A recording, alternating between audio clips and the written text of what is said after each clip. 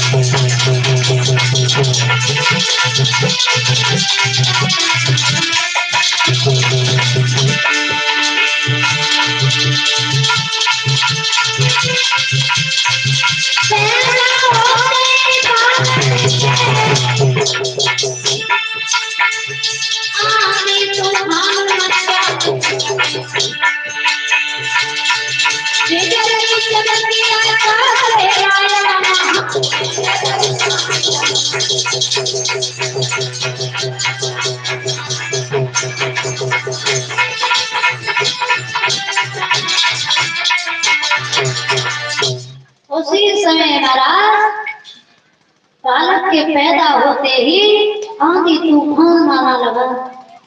जैसे ही आंधी तूफान आए रानी पवन रेखा घबराने लगी। रानी पवन रेखा घबराने लगी। इधर उग्रसेन को मालूम पड़ा कि हमारे घर में एक बालक का जन्म हुआ है। तो उग्रसेन ने मंगलाचार करवाए, बधाइयां पढ़वाई। बधाइयां पढ़वाई। ज्योतिषी ब्राह्मण को बुलाया। ज्योतिषी ब्राह्मण ने उस बालक का नाम भोजराज कंस रख दिया।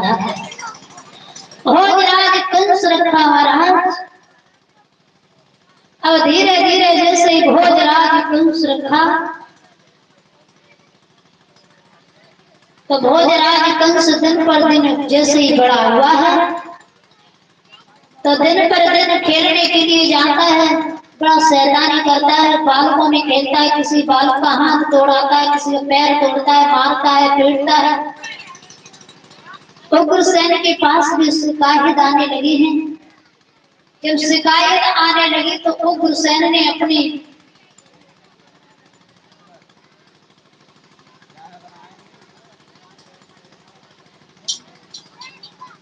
भोजराज कंस को समझाया। कहा कि बेटा तुम क्यों इतनी शैतानी करते हो, क्यों मारते हो, पीटते हो?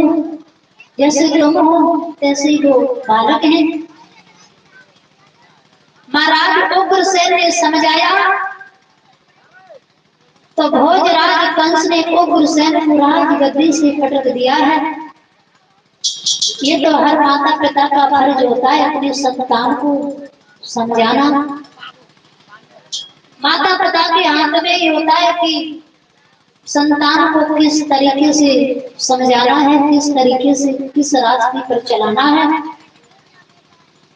तो उग्रसेन ने समझाया तो भोजराज कंस ने उग्रसेन को गद्दी से पटक दिया। इधर जो पटका तो स्वयं राजगद्दी पर बैठ गया। राजगद्दी पर बैठ गया। कहा कि सभा लगाई। सभा के लोगों से कहा कि देखो आज से कोई भी हवन कीर्तन श्रीमद् भागवत नहीं करेगा। जो भी कोई भी भगवान का नाम नहीं लेगा, जो भी नाम लेगा वो सिर्फ मेरा लेगा। अगर किसी ने भगवान का नाम लिया तो मैं उसे जिंदा नहीं छोड़ूंगा। इधर महाराज भोजराज कंस गद्दी पर बैठ गया है। धीरे धीरे समय व्यतीत हुआ। धीरे धीरे समय व्यतीत होने की बात